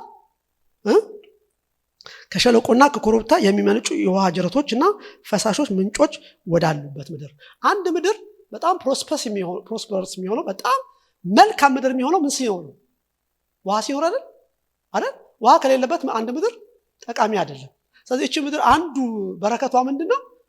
ለህይወት የሚያስፈልግ አይደል ሪች የሆነች ውሃ ያለባት ምድር እንደሆነች ይናገራል። ከዛ ደግሞ ስንዴ፣ ገብስ፣ ወይን፣ በለስ፣ ሮማን፣ ወይራም ማርም ወደ ሞሉባት ምድር። ምን ማለት ነው? ምንም ይጎላት ነገር የለም። የሚበላ የሚጠጣ በጣም ሪች የሆነች ሀብታም የሆነ አገር እንደሆነ ትመለከታላችሁ። 9 ቁጥር ሳይጎልህ እንጀራ ወደ መስበላበት። አይገርምም? እና ሬሽን ጋር ያስቡም እነዚህ ሰዎች ደሞዝ መጣ ደሞዝ አልመጣ የሚሉበት ነገር የለውም። እግዚአብሔር የሰጣቸው የተባረከ ምንድነው? ምድር ነው አይደል? ሳይጎልህ እንጀራ ወደ መስበላበት። እንደዚህ አይነት መግባት ጥሩ አይደለም እንዴ? ሁሌ ሙሉ በሆነ ቦታ መኖር ደስ አይልም? ደስ ይላል። ሲጎድል እንዴት እንደምንጨነቅ እናውቃለን አይደል? ስለዚህ ሳይጎድል እንጀራ ወደ መስበላባት አንዳችም ወደማታጣባት ምድር ድንጋያ ብረት ወደሆነ ከተራራዋም መዳብ ወደሚማስባት ምድር ያገባሃል። ትበላለህ፣ ትጠግባለህ። ስለሰጠህም ስለ መልካሚቱ ምድር አምላክን እግዚአብሔርን ትባርካለህ። እግዚአብሔር ይመስገን። ስለዚህ አያችሁ ምንድን ያሳየዋችሁ? አሁን መንገዱ እንዴት ነው? እስራኤሎችን እግዚአብሔር የመራበት መንገድ በአንድ ቀን ከሆነ ቦታ አምጥቶ አንድ ቦታ አላደረሳቸው። እያሳለፈ በተለያየ ልምምድ አልፈው ነው መጨረሻ ላይ እንዲገቡ እግዚአብሔር ያደረገው። እና ጳውሎስ ያነሳው ቅድም የመጀመሪያ ያነሳነው ክፍል ላይ እዛ ቦታ ላይ ይሄን ሁሉ አልፈው ደርሰው ግቡ ሲባሉ ነው ችግር የተፈጠረው። እና በእግዚአብሔር አንታመንም ያሉት ማለት ነው። እና እናንተም ተጠንቀቁ እያለ ጳውሎስ የተናገረው እርስ በርሳችሁ ተጠንቀቁ፣ እናንተም እግዚአብሔርን የሚያስገዳችሁ እንደዚህ እንዲሆን እያለ ተናገረ ማለት ነው። ስለዚህ እግዚአብሔር እኛንም ይመራል። እንደዚህ ከግብፅ ያወጣናል አይደል? ከግብፅ ያወጣናል። ከዛ ወደ ምድረ በዳ ነው የሚያመጣን። ከዛ ወደ ተራራው ያመጣናል። ማለት ምን ማለት ነው? በእግዚአብሔር ዕውቀት እያደግን አይደል? በመገለጥ አይደል? እያደግን በመንፈሳዊ ነገር እያደግን እንሄዳለን። ከዛ ደግሞ ወደ መልካም ምድር ያመጣናል። ስለዚህ ፕሮሰስ አለው ማለት ነው። እግዚአብሔር ይመስገን። እንዳልኳችሁ አሁን ምድር ሲባል ስንዴ ያለበት፣ ሮማን ያለበት፣ አፍል ያለበት ምናምን እዚህ ሀገር ነው ምንድን ያለው የሆነ እንደዛ። አሁን እንደዛ መሬት አንጠብቅም። ቅድም እንደተባለው ትዝ ይላችኋል። አብርሃም እግዚአብሔር ምን አለው? እኔ ወደ ማሳየ ምድር ውጣ አለው አይደል? ብዙ ማንሳት አያስፈልገኝም። እሱ ግን አብርሃምን እግዚአብሔር ከነበረበት ከከለዳውያን ኡር አውጥቶ ወደዚህ ምድር አመጣ። በኋላ እነዚህ ወጥተው ተመልሶ እግዚአብሔር እየመለሳቸው ነው ያለውና እግዚአብሔር ለአብርሃም የሰጠው ተስፋ ይሄን ምድር ነው። ይሄን ምድር ሰጣለሁ ለህዝብና ለአንተ ሰጣለሁ ያለው ይሄን ምድር ነው። ስለዚህ አብርሃም የአይሁዳውያን አባት ነው። የኛ ምንድነው? አባት ነው አይደል? አባት ነው። በስጋ አይሁዳውያን ለሆኑ አብርሃም አባታቸው ነው። በእምነት ደግሞ አይደል ለኛም ምናችን ነው? አባታችን ነው። ስለዚህ በስጋ አባታቸው ለሆነ አብርሃም ማለት ነው የወረሱት ይሄን ስጋዊ የሆነውን እዚህ ምድር መካከለኛው ምስራቅ ያለውን መሬት ነው የወረሱት። ኦኬ እኛ ደግሞ የእምነት ልጆች የሆነው የምንወርሰው ምንድነው? ገላትያ 3 እንደሚናገረው አይደል የመንፈስን ተስፋ አይደል በክርስቶስ ያለውን የመንፈስን ተስፋ ምን እናደርጋለን? እንወርሳለን። ታሳስ ክርስቶስን ነው እኛ ያገኘነው። ያው ከክርስቶስ ጋር ክርስቶስ ትልቅ ነገር ውስጡ ፓኬጁ ብዙ ነገር አለ። ስለዚህ እኛ የተካፈልነው ወይም የወረስነው ወይም ያገኘነው የኛ የእረፍታችን ቦታ መልካሙ ምድር ማን ነው? ክርስቶስ ነው። እግዚአብሔር ይመስገን። ስለዚህ ስለሱ ትንሽ እንነጋገራለን። ሰዓቱ እየሄደ ነው። የቻልኩትን ሄዳለሁ። ስለዚህ ለኛ ማለት ነው ለኛ አሁን ፍጻሜው ወይም ግቡ የክርስትና ግቡ ምንድነው ሲባል ለነሱ ግባቸው ምንድን ነበር? የመውጣታቸው ግብ ምን ነበር ሲባል መልካሚቱ ምድር መግባት ነው አይደል? ከነዓን ምድር መግባት ነው። መግባት ብቻ ሳይሆን እዛም ገብቶ ደግሞ ቤተ መቅደስን የእግዚአብሔር ቤተ መቅደስ እንዲሰራ ነው። ኦኬ የኛ የዳንበት ፍጻሜ ወይም መጨረሻው ምንድነው? ግቡ ምንድነው? መዳን ነው ወይ? መዳን ብቻ ነው ወይ? ኦኬ የብሉይ ኪዳን የሙሴ መጽሐፍ 5 መጽሐፍ ነው ያለው አይደል? 5 መጽሐፍ ነው ያለውና አሁን ቅድም ያነበብነው ዘጸአት የሚያወራው ስለምንድነው? ስለ መውጣት ነው። ስለ ደህንነታቸው ነው የሚያወራው። እና አንዳንድ ሰው በቃ እኔ ከዳንኩ በቃ ብሎ ተዝናንቶ ነው የሚኖረው። አያስፈልገኝ ሌላው ነገር እኔ እንደዛ ምትል አይመች የሚል ሰው አለ አይደል? እኔ መዳኔ ብቻ ይላል። እሱ አይደለም ትልቁ ነገር። ዋናው መጽሐፍ ቅዱስ እንደዛ አይደለም። ምክንያቱም ዘጸአት ብቻ አይደለም። ቀጥሎ ምን አለ? ከዘጸአት ቀጥሎ መጽሐፍ አለ። ዘሌዋውያን እኮ ቢባል መጽሐፍ አለ አይደል? ዘሌዋውያን የምን መጽሐፍ ነው? የአገልግሎት መጽሐፍ ነው አይደል? ስለ ካህናቶች፣ ስለ አገልግሎት፣ ስለ ቤተ መቅደስ ምናምን የሚናገር ነው። ስለዚህ ዘጸአት ያለው ሰው ቀጥሎ ምን ይኖራል? ዘሌዋውያን ይኖራል። እግዚአብሔር ይመስገን። ስለዚህ የዳነ ሰው ከዛ በኋላ ወደ ምንድን ነው የሚመጣው? ወደ ማገልገል ነው የሚመጣው። እግዚአብሔር በዚህ ነው ሁላችንንም ያያያዘ። ከዛ ዘኍልቍ ይባላል። ዘኍልቍ ደግሞ ይባላል ለጦርነት የተዘጋጁበት መጽሐፍ ነው። ዘዳግም አሁን ያነበብነው መጽሐፍ አለ። ዘዳግም ኮምፕሊት የሚያወራው በሚገቡበት ምድር ጊዜ በአዲሱ ምድር ውስጥ በመልካሚቱ ምድር ውስጥ ያለውን የህይወት ስርዓት እንዴት እንደሚኖሩ እንዴት እንደሚመላለሱ የተናገረበት ክፍል ነው። ልክኛ ማቴዎስ ወንጌል ምዕራፍ 5-7 ትዝ ይላችኋል። ስለ መንግስተ ሰማያት አይደል? መንግስተ ሰማያት ውስጥ ያለውን የኑሮ ህይወትና ስርዓት ጌታ ኢየሱስ ክርስቶስ እንደሰጠው ዘዳግም ደግሞ በአዲሱ በእረፍቱ ምድር ሲገቡ የእስራኤል ህዝብ እንዴት እንደሚመላለሱ የተነገረበት ክፍል ነው። ስለዚህ መዳን ብቻውን በቂ አይደለም ነው ትምህርቱ። ኦኬ መዳን ብቻውን በቂ አይደለም። ምክንያቱም መዳናችን እግዚአብሔር ለጀመረው ስራ የመጀመሪያው ነገር እንጂ መጨረሻው አይደለም። ስለዚህ እዛ ላይ የቆመ ሰው ሚስ ያደርጋል አያደርግም? ዘጸአትን አንብቦ የቆመ ሰው ሚስ ያደርጋል አያደርግም? አይደል? ቀይ ባህርን ተሻግሮ መቆም ብቻ አይደል? እግዚአብሔር እሱን አይደለም የሚፈልገው። ስለዚህ እግዚአብሔር እኛ ድነን ከቶቿን ከሰይጣን ቀንበር፣ ከኃጢአት ቀንበር፣ ከግብጽ ከዓለም ከሆነ ነገር ከቶቿን ድነን ተጠምቀን ወጥተን ምናምን ከዛ እንደፈለግን እንድንሆን አይደለም የእግዚአብሔር ሐሳብ። እንደዚህ አይነት እግዚአብሔር አስቀድሞ ከጥንት በልቡ ያሰበው ነገር አንድ ነገር አለ። በሰው ውስጥ መስራት የሚፈልገው ነገር እግዚአብሔር አንድ ነገር አለ። ስለዚህ ለዛ ነገር የተፈጠርን እንደዛ አይደል? በክርስቶስ ዳግመኛ ተፈጠርን የሚል ቃል አለ አይደል? ስለዚህ ለዛ የተፈጠርን ሰው ነን። እግዚአብሔር ይመስገን። ስለዚህ መልካሙ ምድር አጭር ቃል አለ እዚህ ጽፌዋለሁ። ኦኬ መልካሙ ምድር ምን ማለት ነው? መልካሙ ምድር ስለ ምድር ስናወራ መልካም ምድር አሁን እኛ የምንገባበት ፊዚካል የሆነ ምድር የለንም። መልካሙ ምድር ክርስቶስን ያመለክታል አልኳችሁ አይደል? ምድር የሚለው ቃል ሁለት ነገር ያመለክታል። መጽሐፍ ቅዱስ ውስጥ ሁለት ትርጉም አለው። ምድር ሲባል ምድር ነው፣ ሌላ ትርጉም የለውም። ባይዘው ወይ ግን መንፈሳዊ ትርጉሙ ምንድነው ሲባል አንደኛ ምድር የሚያመለክተው ትክክለኛ የሆነውን የእግዚአብሔርን ሕዝብ ነው የሚያመለክተው። ምናልኳችሁ ምድር ምን ያመለክታል? ትክክለኛ የሆነውን የእግዚአብሔርን ሕዝብ ማለት ማን ነው? እሱ እኔና እናንተን ማለት ነው። ለምሳሌ ለምን እንደዚህ እንዳልኳችሁ እንገራችሁ። ለምሳሌ ራእይን ስናጠና ትዝ ይላችኋል። ራእይን ስናጠና ስለ አንቲክራይስቱ ስንማር ራእይ ምዕራፍ 13 ላይ ትዝ ይላችሁ ከሆነ አንድ አውሬ አላል በራእይ ያየውን ሲናገር አንድ አውሬ አንቲክራይስቱ ከየት እንደሚመጣ ሲናገር ማለት ነው። አንድ አውሬ ከየት ሲወጣ አየዋለሁ? ከባህር ሲወጣ አለው አይደል? እና አንቲክራይስቱ ከዘንዶ ጋር የሚሰራው ከባህር ነው የወጣው ይልና ዝቅ ብሎ ቁጥር 11 ላይ ደግሞ ሌላኛው አውሬ ከምን ወጣ ይላል? ከምድር ወጣ ይላል አይደል? እዚህ ላይ ጽፌው ልጥቁ አልጻፍኩትም ግን አንቱ ጽፌላችኋል። ኦኬ ሌላኛው አውሬ ከምድር ይታችሁ።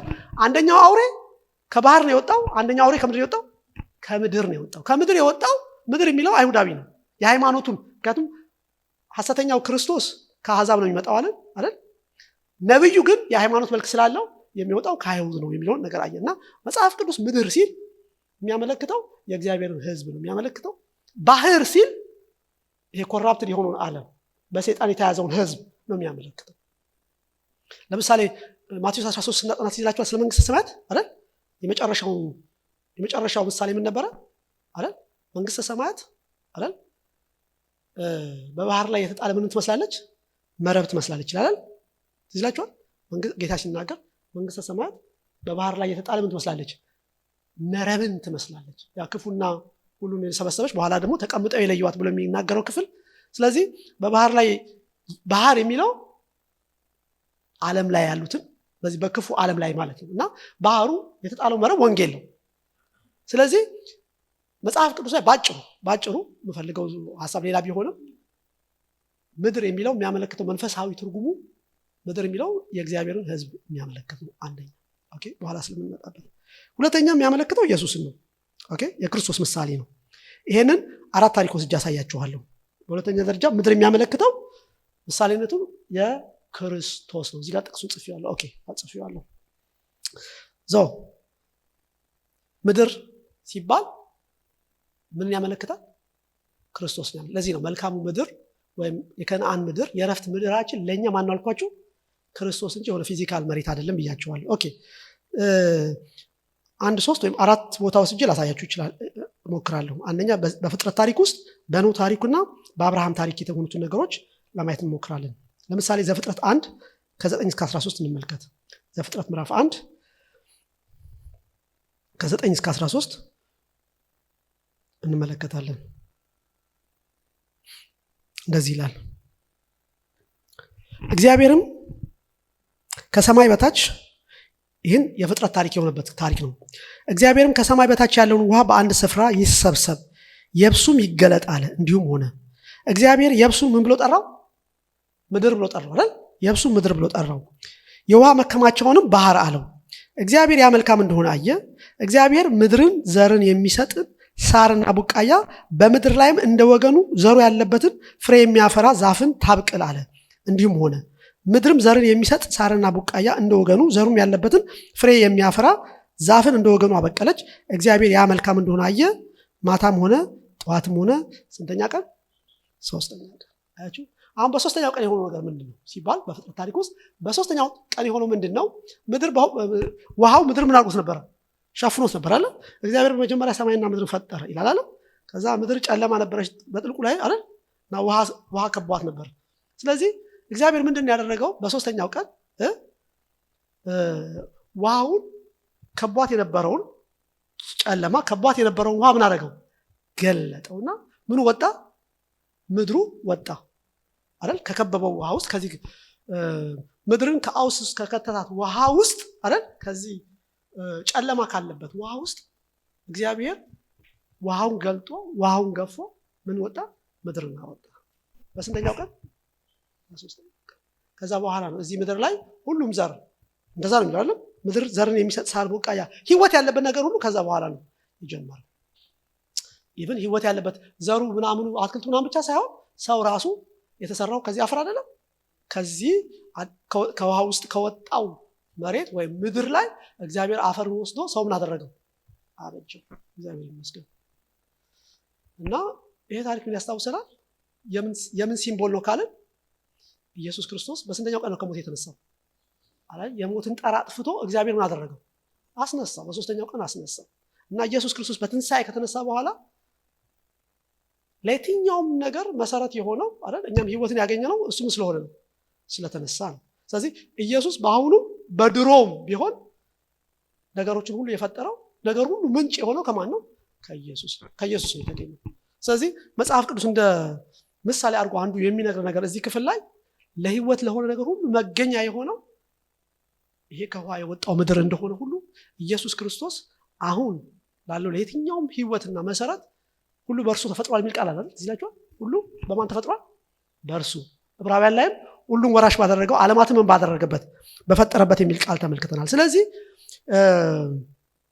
እግዚአብሔርም ሰውን ከምድር ምንድን ያበጀው ከዚህ አፈር ነው ያበጀው እግዚአብሔር ይመስገን ስለዚህ ከአፈር ነው የተበጀነው እኛ የዚህ ምድር ዝምድና እንዳለን ሳይንስም ይናገራል እኮ አይደል ከዚህ ምድር ጋር ከምድር ጋር ዝምድና እንዳለን ሳይንስም ይናገራል ምክንያቱም የተሰራነው ከምንድን ነው ከአፈር ነው እግዚአብሔር በኋላ የህይወትን እስትንፋስ አለብን እንጂ ስለዚህ ምድር ያላት ነገርና እኛ ያለን ነገር ፋስ ተመሳሳይ ነው ለምን ከዛ የተገኘ ስለሆነ እና ዝም ብዬ ገብቼ እንትን ላይ ሳይው ያገኘሁትን ነገር ተመልከቱ እኛ ሰውነት ውስጥ ያለው ንጥረ ነገር ምን እንደሆነ ስታዩት እንዴ እኛ ራሳችን ተንቀሳቃሽ ፔሪዮዲክ ቴብል ነን ፔሪዮዲክ ቴብል ታውቃላችሁ ኬሚስትሪ ላይ አይደል ፔሪዮዲክ ቴብል ተብራችኋል ኬሚስትሪ አይደል እኔ ድሮ ማቀው በግራፍ ብቻ ነበር ማቀው ለካ እኔ ራሴ ምንድነኝ ፔሪዮዲክ ቴብል ነኝ ኮክ ማለት ምን እንዳለ ተመልከቱ 96% የሰውነታችን ማለት ነው 96% አራቱም አለ ለነገሩ 96% እንዳያዘ ተመልከቱ ኦክሲጅን 65% ኦክሲጅን ማለት ውሃ ውስጥም ስለሚገኝ ውሃ ስለሆነ ሰውነታችን ውሃ ውስጥም H2O ውሃ ስላለ ማለት ነው ከዛ ምን አለ ካርቦን አለ አይደል 18% ካርቦን ነው ይላል 10% ምንድነው ሃይድሮጅን ነው ይላል ከዛ 3% ምንድነው ናይትሮጅን ነው እነዚህ ህይወትን ለማግኘት አስፈላጊ የሆኑ ኤሌመንቶች ናቸው ከዛ ደግሞ ምን አለ ካልሲየም አለን ፎስፈረስ አለን ፖታሲየም አለን ሶዲየም አለን አይገርም ክሎሪን አለን ዝቅ ስትሉ ምን አለ ሰልፈር አለን ዝቅ ስትሉ አይረን አለን ዚንክ ኮፐር አዮዲን እና ምን የሌለ ነገር አለ ይሄ ሁሉ መሬት ላይ አለ ይሄ ሁሉ ስለዚህ ከመሬት ስለተገኘን ከመሬት ጋር ያለን ዝምድና በጣም ቅርብ ነው በጣም እግዚአብሔር ይመስገን ከዛ ላይ የተገኘ ነው አፈር ነህና ወደ አፈር ትመለሳለህ የሚባለው እና መሬት ምን ማለት ነው ለምሳሌ መሬት አለቶች አሉ ተራራዎች አሉ እሱ የለንም እኛ ግን ተራራው የተሰራበት ሮኩ የተገኘበት ማቴሪያሉ ይሄ እኛም የተሰራንበት እሱ ነው ስለዚህ ተንቀሳቃሽ ምንድነው ፔሪዮዲክ ቴብል እግዚአብሔር ይመስገን ስለዚህ ለምንድን ነው ግን ያነሳሁት ለምንድን ነው ሰው ከምድር አፈር መሰራቱና ከምድር መገኘቱ ብቻ አይደለም ለዚህ ነው አንዱ ምድር የእግዚአብሔርን ሰው ይወክላል ያልኳችሁ አዳም ከምን ስለተገኘ ከምድር ስለተገኘ አይደል ከምድር አፈር ነው የተገኘው እና ምድር የሚለው ቃል በራሱ ሰውን የእግዚአብሔርን ሰው ይወክላል ማለት ለዚህ ነው ግን ከአፈር መገኘቱ ብቻ አይደለም እግዚአብሔር ሰውን ከአፈር ካበጀ በኋላ ግን ወይም ከምድር ካበጀ በኋላ ግን ያደረገው አንድ ነገር ነው አይደል በራሱ አምሳልና ምሳሌ ምን አደረገው ይላል ፈጠረው አይደል በራሱ አምሳልና ምሳሌ ፈጠረው ከዛስ ስልጣንን ሰጥቶ ምድር እንዲገዛ አደረገው ምን ማለት ነው ሲባል እግዚአብሔር ለካ የሚፈልገው አንድ ነገር ምንድነው የሚፈልገው ካላችሁ ራሱን መግለጥ ነው የሚፈልገው ምክንያቱም ሰው አዳምን ሲያይ ማንን ያያል የእግዚአብሔር መልክ ስላለበት እግዚአብሔርን ያያል እና እግዚአብሔር ከጥንት ጀምሮ ከጥንት ዘላለም የሚያስበው ነገር ምንድነው እግዚአብሔር ያየው ማንም የለም እግዚአብሔር አይደል ከሰው በላይ ነው እግዚአብሔር ይመስገን ግን እግዚአብሔር ምን ፈለገ ራሱን ለሰው መግለጥ ፈለገ መግለጥ ብቻ ሳይሆን በምድር ላይ ደግሞ መንግስቱን ማምጣት ፈለገ ስለዚህ አዳምን አናረገው ምድርን ፈጠረና ከምድር ላይ አዳምን ሰራ አዳምን በእግዚአብሔር መልክና ምሳሌ ፈጠረው ኤደን ገነት ላይ ያስቀመጠው ስልጣን ሰጥቶ ማለት ነው ስለዚህ ኤደን ገነት ሄዳችሁ አዳምን ስታዩት የምታዩት ሶስት ነገር አንደኛ አዳምን ራሱ እግዚአብሔር የፈጠረለትን ምድር ታያላችሁ የእግዚአብሔር መልክ ታዩበታላችሁ የሰጠውን ስልጣንና እግዚአብሔር የፈለገው ነገር ታያላችሁ ስለዚህ መጽሐፍ ቅዱስ ላይ በኋላ ማሳያችኋለሁ ወጥ ነው ሁሉ ጊዜ እግዚአብሔር የሚፈልገው ይሄን ነው በቃ ዛሬ የሚፈልገው እሱ እግዚአብሔር ምን ይፈልጋል የሚባል ራሱን ማድረግ ይፈልጋል መግለጥ ይፈልጋል የሚገልጥበትን ነገር ይፈልጋል እግዚአብሔር ሌላ ምን ይፈልጋል እግዚአብሔር መንግስቱን ለዚህ ነው ቤተክርስቲያን በምድር ላይ ያለችው ጸልዩ አልተባለም ማቴዎስ 6 ላይ ምን ብላችሁ ጸልዩ የተባለው መንግስት የጌታ ጸሎት ላይ ምን ተብሏል መንግስት ምን ትምጣ ለምንድን ነው መንግስት ትምጣ ብለን ጸልዩ ሲባል የማን ሐሳብ ስለሆነ ነው ይሄን ርዕስ የሰጠን ማን ነው ራሱ እኮ እግዚአብሔር ነው የሰው ርዕስ አይደለም። ስለዚህ እግዚአብሔር ምን ይፈልጋል ማለት ነው? መንግስቱ እንድትመጣ ይፈልጋል ማለት ነው። ስለዚህ መንግስቱ እንድትመጣ እግዚአብሔር እንዲገለጥ መልአኮች አይደለም ያስፈልጉት። ያስፈልገው ማን ነው? እኔና እናንተ ያስፈልጋል። ስለዚህ ይሄ ስላልገባን ብዙ ጊዜ ስለማይገባን ይሄ ነገር ጉዳያችን አይደለም። የእግዚአብሔር ግን የልቡ አጀንዳ ይሄ ነው። እግዚአብሔር እኛን ወስዶ የሆነ ነገር ማድረግ ዓላማ የለውም። ምንም አይነት ዓላማ የለውም። እግዚአብሔር ማድረግ የሚፈልገው ምንድነው? እሱ ሊገልጥብን፣ ራሱን ማንነቱን ሊገልጥብን ነው የሚፈልገው። እግዚአብሔር ይመስገን የእሱ መገለጫ እንድንሆን፣ መንግስቱን በምድር ላይ እንድናመጣ እግዚአብሔር ለዚህ ይፈልገናል ማለት እና የእግዚአብሔር አልቲሜት ጎሉ እሱ እንደሆነ እንመለከታለን። ስለዚህ በአዳም ያየነውን ነገር ኖህ ላይ ማየት ትችላላችሁ። አሁን ኖህ እግዚአብሔር ሰውን በመፍጠር የተጸጸትኩበት ያለው የኖህ ታሪክ ነው። ዘፍጥረት 6 ላይ ትዝ ይላችኋል። ከዛ እግዚአብሔር አንድ ነገር ወሰነ። ምድርን ምን አደርጋለሁ አለ? አጠፋለሁ። ጽፌዋለሁ እዚህ ጥቅሱን። አዎ እግዚአብሔርም የሰው ክፋት በምድር ላይ እንደበዛ የልቡም ሐሳብ ምኞት ሁሉ ጊዜ ፈጽሞ ክፉ እንደሆነ አየ። እግዚአብሔርም ሰውን በምድር ላይ በመፍጠሩ ተጸጸተ እና አጠፋለሁ አለ ብቻ። እና ኖህ በእግዚአብሔር ፊት ሞገስ አገኘ ይላል አይደል? አሁን ይገርማችኋል። እግዚአብሔር መጽሐፍ ቅዱስ በሙሉ ስታዩት ምድሪቷ ከረከሰች፣ እግዚአብሔር በሰው ላይ ፍርድ ማምጣት ከፈለገ ሰውን ለይቶ ብቻ አይደለም ምድርንም ጨምሮ አብሮ ምንድነው የሚያደርገው? ይፈርድበታል። ለምንድን ነው አልኳችሁ? ምድርና ሰው ምን ስለሆኑ? ዘመዳሞች ስለሆኑ። እግዚአብሔር ለይቶ አይ ምድርን ሲያጠፋ ሰውን ሲያጠፋ አብሮ ምኑን ምን የሚያጠፋው? በኖህ ዘመን እንደሱ አይደለም? በሎጥ ዘመን እንደዛ አይደለም ወይ? ሎጥ ራሱ ሶዶም ገሞራ ስለረከሰ አይደል? እርኩስ ከተማ ስለሆነ እግዚአብሔር ህዝቡንም ምኑንም ከተማውንም ነው ድራሹ ያጠፋው። ስለዚህ ምድርና ሰው ሁለቱ ምንድን ናቸው? አንድ። ለዚህ ነው ምድር ሰውን ነው ሪፕሬዘንት የሚያደርገው ያልኳችሁ። ስለዚህ እግዚአብሔር አንድ ነገር ወሰደ። ምድርን ምን አደርጋለሁ አለ? አጠፋለሁ። የሚገርማችሁ ነገር ግን እግዚአብሔር ዝናብን አዘነበ፣ 150 ቀን ዘነበ፣ አጠፋቸው፣ ሁሉ ነገር ጠፋ። ከዛ መርከቧ ምን ላይ ያረፈችው? መጨረሻ ላይ አራራት ተራራ ላይ። ጥቅሱ ጽፌዋለሁ። መርከቢቱ መቼ? በ7ኛ ወር ከወሩም በ17ኛው ቀን በአራራት ተራሮች ላይ ተቀምጥ። እኔ በጣም የገረመኝ ነገር ለካ እግዚአብሔር ዝም ብሎ አይደለም የሚያስቀምጠው፣ ዝም ብሎ ቁጥር እየተመዘገበ አይደለም የሚቀመጠው፣ ምክንያት ስላለው ነው። ይገርማችኋል። መርከቢቱ በስንተኛው ወር? በ7ኛው ወር ከወሩም በስንት? በ17ኛው ቀን በአራራት ተራሮች ተቀመጠ ይችላል። ምን ማለት ነው? ስትቀመጥ ከዛ በኋላ ከፍተው ሲወጡ ያለው ምድር አዲስ ምድር። እነሱ ያው በባህር ውስጥ አልፈው ትንሳኤን አግኝተው ማለት ነው። ከትንሳኤ በኋላ ሲወጡ ያገኙት ያ ኮራፕትድ የሆነ ምድርና ሰው አይደለም፣ ያገኙት አዲስ ምድር ነው። የዳነ ሰው የሚኖረው በየትኛው ምድር ላይ ነው? በአዲሱ ምድር ነው። እግዚአብሔር ይመስገን። የሚገርማችሁ ነገር ግን ዘደይ መርከቧ አራራት ተራራ ላይ ያረፈችበት ቀንና ወር ኢየሱስ ክርስቶስ ከትንሳኤ የተነሳበት ቀንና ወር አንድ አይነት። ኢየሱስ መቼ ነው የተነሳው? በትንሳኤ የተነሳው መቼ ነው? ኢየሱስ መቼ ነው የተሰቀለው? መቼ ነው የተሰቀለው? በፋሲካ ቀን አይደል? ኢየሱስ በፋሲካ ቀን ነው የተሰቀለው። ዓርብ ምንለው ማለት ነው አይደል? ከዛ በስንተኛው ቀን ተነሳ? በ3ኛው። ፋሲካ መቼ ነው የሚሆነው? በእነሱ እሑድ ሳይሆን ግን ፋሲካ የሚሆነው ኖርማል አባይዘ በአይሁድ ካላንደር ወሩ በገባ በመጀመሪያው ወር በስንተኛው ቀን? በ14ኛው ቀን ነው የሚሆነው። ኦኬ ወሩ በገባ በስንተኛው? በ14ኛው ቀን። ግልጽ ነው አይደል? እዚህ ጋር ግን በስንተኛው ወር ነው የሚለው? የመጀመሪያው ወር ሳይሆን 7ኛው ወር ነው የሚለው አይደል? ግን የሚገርማችሁ ይሄ አንደኛ ወር የተባለው ከወጡ በኋላ ዘጸአት ላይ ነው የተባለው እንጂ መጀመሪያ 7ኛው ወር ነው የነበረው። ሀቢብ የሚባለው ወር በኖህ ዘመን 7ኛው የነበረው እግዚአብሔር በፋሲካ ሲወጡ ከዚህ በኋላ ይሄ ቀን ለዓመቱ የመጀመሪያው ወር ይሁናችሁ ነው ቀየረላቸው ካላንደሩ እንጂ ኤግዛክትሊ ኢየሱስ በ14ኛው ቀን በፋሲካ ቀን ሞተ። 3 ቀን ሲደመሩበት ስንት ይሆናል? 17 አይደል? በስንተኛው ቀን ተነሳ? በ17ኛው ቀን ተነሳ ማለት ነው።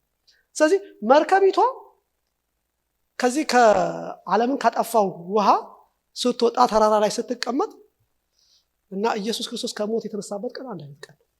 ስለዚህ እነሱ በትንሣኤ የወጡት እነ ኖህ እና ቤተሰቦቹ ሲወጡ ያገኙት አዲስ ምድር እና እዛ ወጥተው ለእግዚአብሔር ምን አደረጉ? መሠዊያን አደረጉ። ኢየሱስም በትንሣኤ ከወጣ በኋላ አይደል? ስለዚህ አማኝ የዳነ ሰው በክርስቶስ አምኖ የዳነ ሰው በክርስቶስ ትንሣኤ ህይወትን ያገኘ ሰው ከዳነ በኋላ የሚኖረው የትኛው ምድር ላይ ነው? አዲሱ ምድር ላይ ነው የሚኖረው። እግዚአብሔር ይመስገን። ልክ ነው። የዳነ ሰው በአሮጌው ምድር ምን አያደርግም? አይኖርም። የኛ አዲሱ ምድራችን የትኛው? አንዱም ይሄ ቤተክርስቲያን አይደል? የቅዱሳን ህብረት ነው አዲሱ ቤታችን፣ አዲሱ ምድራችን ማለት ነው። ለምንድን ነው ይሄ ያልኳችሁ? ምድር የሚለው ሰው ስለሆነ አንዱ ገብቷቸዋል። ስለዚህ የዳነ ሰው ኑሮው ከዛ በኋላ በምንድን ነው የሚቀጥለው? በአዲስ ነገር ነው የሚገለጠው። እግዚአብሔር ይመስገን። ስለዚህ የኖህንም ታሪክ ስታዩት እነዚህ ሰዎች በትንሣኤ ከወጡ በኋላ የገቡበት አዲሱ ምድር ክርስቶስ ኢየሱስ በትንሣኤ ተነስቶ ያደረገው ነገር አብሮ የሚያሳይ ነው። ስለዚህ የእረፍት ምድራችን በክርስቶስ ኢየሱስ ከዳንን በኋላ ራሱ የምንኖርበት ኑሮ በማን ነው? በክርስቶስ ነው። መኖሪያችን ራሱ ክርስቶስ ነው። እግዚአብሔር ይመስገን አይደል? እነ ጳውሎስ ደጋግሞ የሚናገሩት እንደዚህ ነው። እኔ ከአሁን በኋላ ሕያው ሆኜ ምን አላደርግም? አልኖርም አይደል? ክርስቶስ በእኔ ምን ያደርጋል? ይኖራል። በመንፈስ ምን አድርጉ? ተመላለሱ። ስለዚህ የዳነ ሰው በክርስቶስ የዳነ ሰው ኑሮውን በማን ይሆናል ማለት ነው? በክርስቶስ ይሆናል ማለት ነው። እግዚአብሔር ይመስገን። ስለዚህ አሁንም መዳናችን ዋናው ዓላማና ግቡ እግዚአብሔር በእኛ ራሱን ማድረግ ነው፣ መግለጥ እንደሆነ እንመለከታለን። ኦኬ፣ ወደ መጨረሻው ጋር ሄድና ልጨርስላችሁ። ከዚህ በኋላ ያለው ሀሳብ ምንድን ነው? ኦኬ ታችኛውን ሀሳብ ልናገር ሰዓቱን ለመቆጠብ። ኦኬ፣ አሁን ምን አሳየኋችሁ? ብሉይ ኪዳን አሳየኋችሁ አይደል? ብሉይ ኪዳን ከዘፍጥረት ጀምራችሁ ኖህን ብታዩት አብርሃምን ብታዩት ተመሳሳይ ነገር ነው። እግዚአብሔር የፈለገው አንድ ነገር ነው። ራሱ ምን የሚያደርግበት አልኳችሁ? የሚገልጥበት፣ መንግስቱን የሚሰራበት ነገር ብቻ ነው የሚፈልገው። ለዛ ነው ህዝቡን አውጥቶ ከነዓን እንዲገባ የፈለገው። እግዚአብሔር ይመስገን። ኦኬ፣ ታሪክ ሲዘጋ መጨረሻ ላይ ስንመጣ የሚሆነው ነገር ምንድን ነው የሚለውን ደግሞ እንመልከት። መጨረሻ ላይ የሚሆነው ነገር ምንድን ነው? እግዚአብሔር እውነት የፈለገው ነገር ይሄ ነው ወይ ብለን እንድናይ አንድ መጽሐፍ ተጽፎ ሲያልቅ መዝጊያው በጣም አስፈላጊ ነው አይደል? መዝጊያው ዋና ሀሳቡ ሳመራይዝ አድርጎ የሚያስቀምጠው መዝጊያ ላይ ነው እና ራእይ ምዕራፍ 22 የሚለውን ተመልከተው። እንደዚህ ይላል፣ በአደባባዩ መካከል ከእግዚአብሔርና ከበጉ ዙፋን የሚወጣውን እንደ ብርሌ የሚያንጸባርቀውን የህይወት ውሃ ወንዝ አሳየኝ። በወንዙም ወዲያና ወዲህ በየወሩ እያፈራ 12 ፍሬ የሚሰጥ የህይወት ዛፍ ነበረ። የዛፉም ቅጠሎች ለህዝብ መፈወሻ ነበሩ። ከእንግዲህ ወዲህ መርገም ከቶ አይሆንም። የእግዚአብሔርና የበጉም ዙፋን በእርሷ ውስጥ ምን ይሆናል። ባሪያዎቹ ምን ያደርጉታል? ያመልኩታል። ፊቱንም ምን ያደርጋሉ? ያያሉ። እግዚአብሔር ይመስገን። ስለዚህ በብሉይ ኪዳን በነበረው ታሪክ ሙሉን ያሳየኋችሁ ምንድን ነው? እግዚአብሔር ህዝቡን ያወጣበት አንዱ መንገድ ምንድን ነው? በመካከል ወጥተው የራሳቸው ነገር እንዲያደርጓል። እንዲያውም 40 ዓመት እኮ ቢዝነስ አልሰሩም፣ ሆስፒታል አልከፈቱም፣ ትምህርት ቤት አላደረጉም። እግዚአብሔርን ብቻ ነው ያመለኩት። ስለዚህ እግዚአብሔር የፈለገው አንድ ነገር ነው፣ መቅደስ እንዲሰራለት ነው የፈለገው። መቅደሱ እሱ ምን የሚያደርግበት ነው? የሚያድርበት ነው። በመጀመሪያ ጊዜ ማደሪያ ድንኳን ነበረ። በኋላ ከማደሪያ ድንኳን ወደ መቅደስ መጣ አይደል? ወደ መቅደስ ቤተ መቅደስ ተሰራ ማለት ነው። ስለዚህ ይሄ ቤተ መቅደስ የእግዚአብሔር መገኛ ነው፣ የእግዚአብሔር መገለጫ ነው። እንደገና የእግዚአብሔር አስተዳደር አይደል? የእግዚአብሔር አስተዳደር፣ የእግዚአብሔር ሕግ፣ የእግዚአብሔር ድምፅ የሚወጣበት ቦታ ነው። በቃ ብሉይ ኪዳን የሚያሳየን ይሄን ነው። እና እግዚአብሔር ለካ የፈለገው ማደሪያ ነው፣ መቅደስ ነው፣ መገለጥ ነው ብለን አለ። ሲጨርስ ደግሞ ራእይ ላይ ስታዩት ሄዳችሁ ይሄ ሰማይና አሮጌው ሰማይና ምድር አልፎ አዲስ ሰማይና ምድር ሲመጣ ምንድን ነው የሆነው ስትሉት በቃ እግዚአብሔር ህዝቡና የምታዩት ማን ነው? ህዝቡን እግዚአብሔር አይደል ያመልኩታል፣ ፊቱን ያያሉ። እንዲያውም በቃ እግዚአብሔር ራሱ ኢየሱስ ክርስቶስ ራሱ ምንድን ነው? መቅደሱ ነው አይደል ይላል። እና የእግዚአብሔር የመጨረሻው ግቡ በእኛ መገለጥ፣ በእኛ መታየት ነው። እግዚአብሔር ይመስገን። ስለዚህ የወደፊቱ የሚመጣው አዲሲቱ ኢየሩሳሌም፣ አዲስ ሰማይና አዲስ ምድር ሲመጣ መካከሏ አዲሲቱ ኢየሩሳሌም አብራ ትመጣለች። እቺ አዲሲቱ ኢየሩሳሌም የእግዚአብሔር ምንድን ናት? ከተማ ናት አይደል? የእግዚአብሔር መቅደስ ናት፣ የእግዚአብሔር ማደሪያ ናት። ማን አለ? የዳነው የተዋጀው የተቀደሰው የእግዚአብሔር ህዝብ እዛ ውስጥ አለ። እኛ ሁላችን አለን ማለት ነው። በጉ አለ፣ እግዚአብሔር እናመልካለን። በቃ ይሄ ነው የሚሆነው፣ ሌላ የሚሆን ነገር የለም። ስለዚህ በብሉይ ኪዳን እንደዛ ነበር፣ መጨረሻችን ይሄ ነው። ብሉይ ኪዳን ጥላ ነው አልኳቸው አይደል?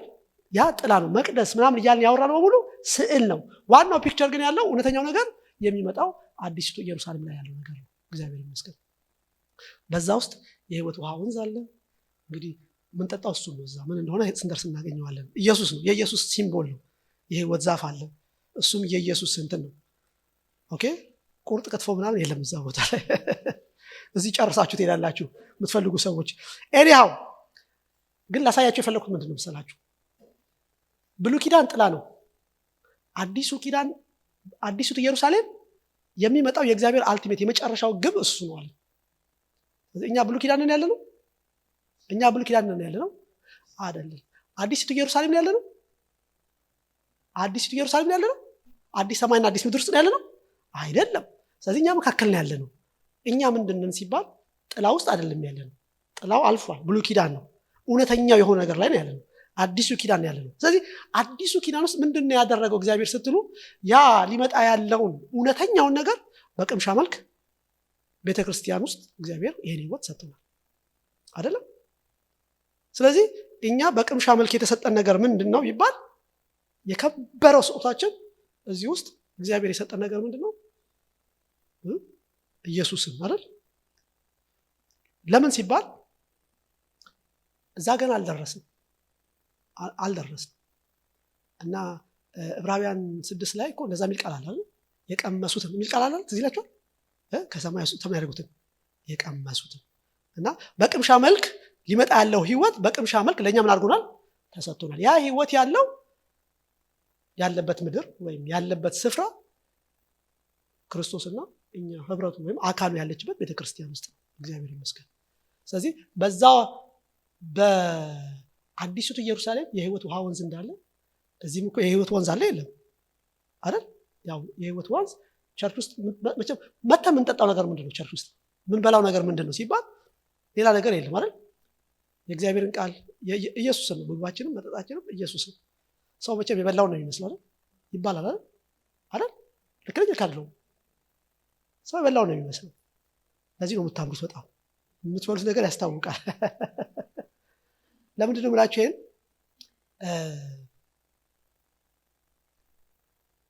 ቤተክርስቲያን ውስጥ ንትርክ ሲበዛ፣ ጭቅጭቅ ሲበዛ፣ ችግር ሲበዛ፣ ኮራፕሽን ሲበዛ የሚያሳየው ምንድን ነው?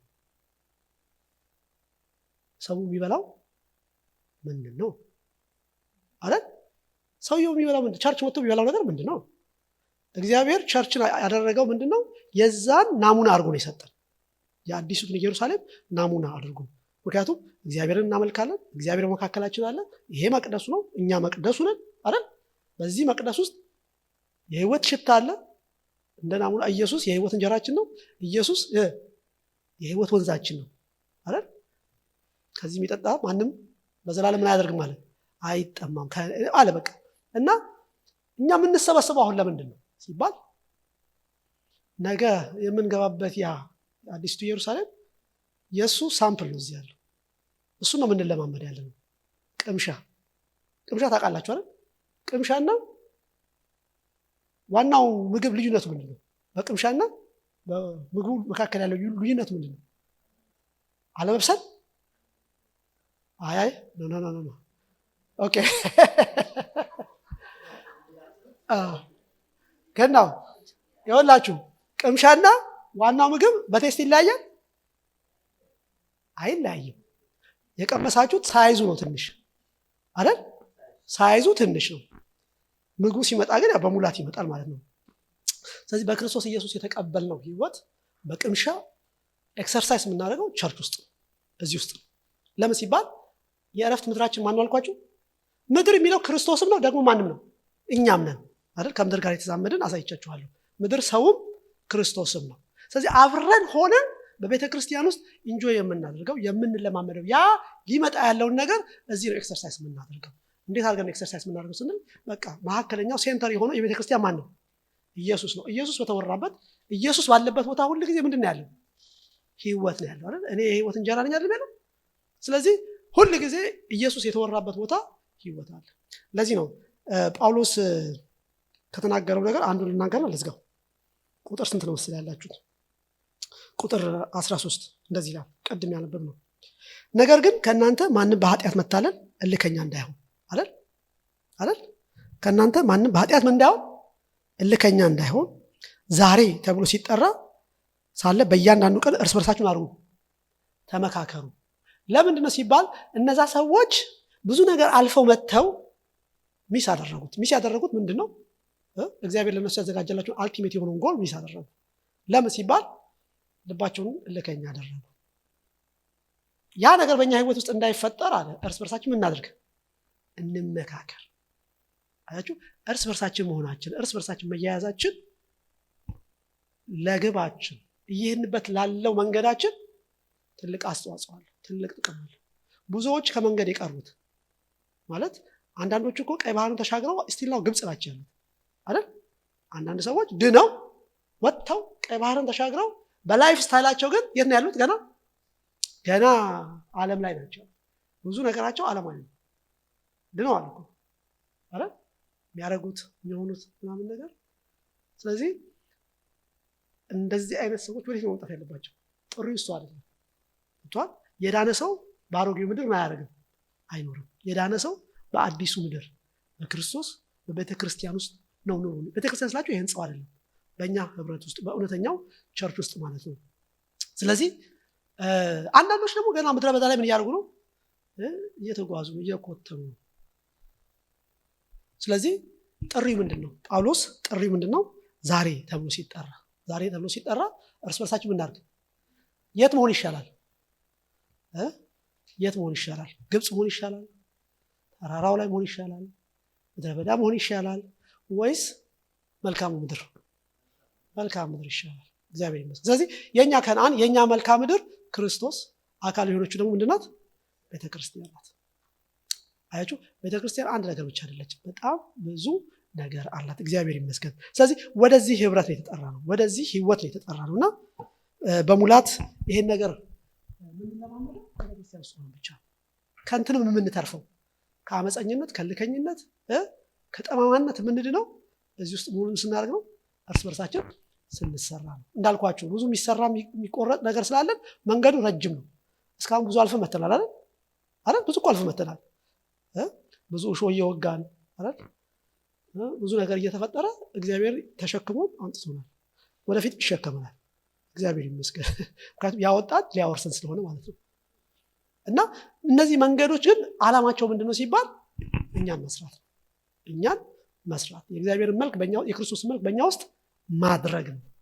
እና ለዚህ ነገር ሬዲ መሆን፣ ሁል ጊዜ ወደ እረፍታችን ወደ ከነዓን ማድረግ መምጣት ያስፈልጋል።